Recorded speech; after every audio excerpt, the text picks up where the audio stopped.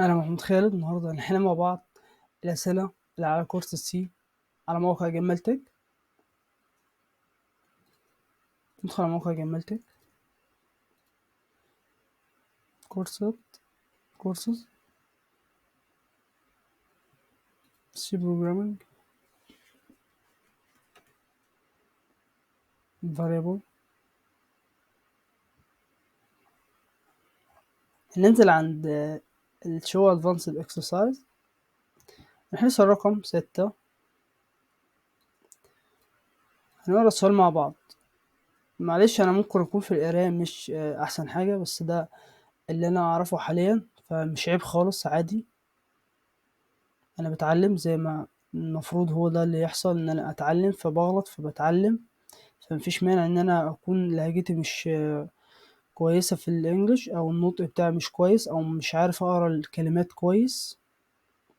العيب إن أنا ما أقراش أو ما أحاولش أصلا إن أنا أقرأ الكلام وأغلط فيه. تعال نقرأ السؤال مع بعض. Now you want to know how to assign a number in a variable, but let's do this better. Required write a program that assign a number in one variable and another number in another variable, and print the two variable between the with a plus number, a plus sign, then print their sum at the end.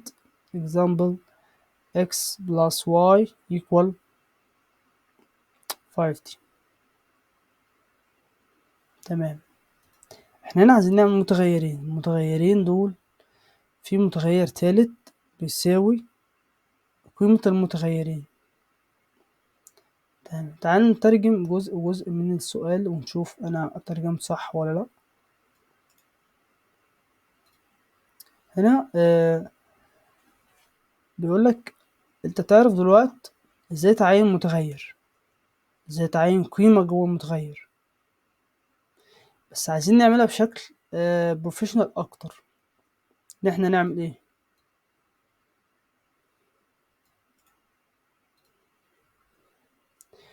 هنكتب برنامج فيه رقم ورقم فيه متغير تاني. نكتب متغيرين، كل متغير فيه رقم. تمام. وهنعمل ايه بعد كده؟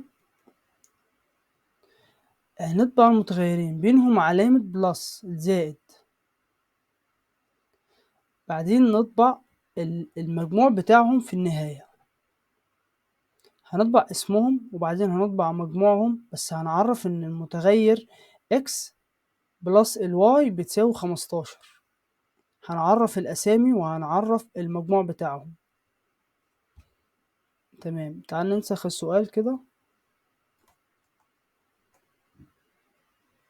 هو فعلا سؤال سهل جدا، بس هو لما بالانجلش فبتحس ان هو كبير.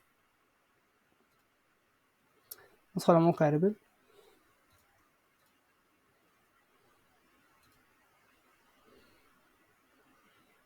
ندخل على كيو الريبل اللي كنا عاملينها عشان نحل على السؤال.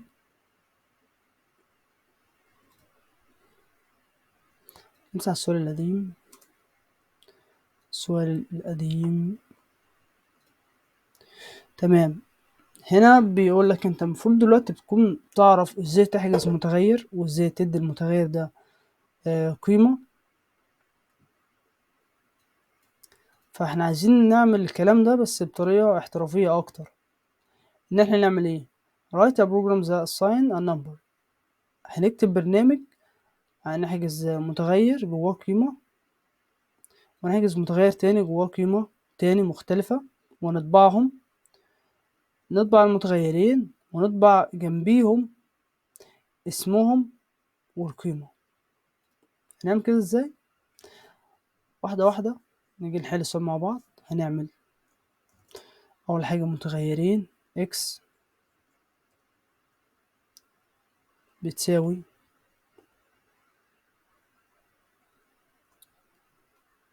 x بتساوي 10، كوما واي بتساوي 5 سيميكون. كده احنا حجزنا متغيرين. عايزين نطبع المتغيرين دول ونطبع يعني حاصل جمعهم، بس عايزين نطبع اسمهم برضو. فنعمل كده ازاي؟ هنكتب برنت اف عادي، برنت اف، بس هنا بقى قبل ما نكتب البرسنتج دي عايزين نطبع اسم المتغير. احنا هنا نعرف اسم المتغير، احنا عارفينه وشايفينه. هنكتبه هنا الاكس. ايه اللي هيحصل؟ احنا عايزين نعمل ايه هنا؟ عايزين نطبع حاصل جمعهم، فنعرف ان الاكس ايه في الواي، جمع الواي ولا ضرب الواي ولا طرح الواي. احنا عايزين نجمع الاكس والواي، فنعرف ان احنا هنا اكس بلس نجمعها مع الواي. بعدين هندوس يساوي برسنتج دي. كده احنا كتبنا اسم المتغير وعرفنا ان احنا هنطبع المجموع بتاعهم، فكتبنا زائد الواي وبرسنتج دي. برسنتج دي معناها ان انا هطبع قيمة جوه متغير. المتغير ده اسمه ايه؟ ندوس كوما ونكتب اسم المتغير اللي احنا عايزين نطبعه. هنطبع الاكس بلس الواي سيميكون. تمام، احنا كده عملنا ايه؟ في اختصرناه ان احنا ما حجزناش متغير كمان ان هو يشيل قيمة المجموع بتاع المتغيرين، ان احنا جمعنا المتغيرين جوه برنت اف نفسها. هنا اهو احنا جمعنا المتغيرين، والمتغيرين دول هيطبع مجموعهم بعد ما يتكتب بالاكس بلس الواي، يتحط مكان البرسنتج دي. المفروض هنا يطبع لنا اكس زائد الواي بيساوي 15. تعال نجرب وندوسها. فعلا طبع اكس زائد الواي بيساوي 15، وده كان نفس السؤال اللي مكتوب هنا، اكس زائد الواي تساوي 15. ده كان الحل بتاعي. لو عندك اي اسئلة او عندك حلول مختلفة ممكن تسيبها في الكومنت.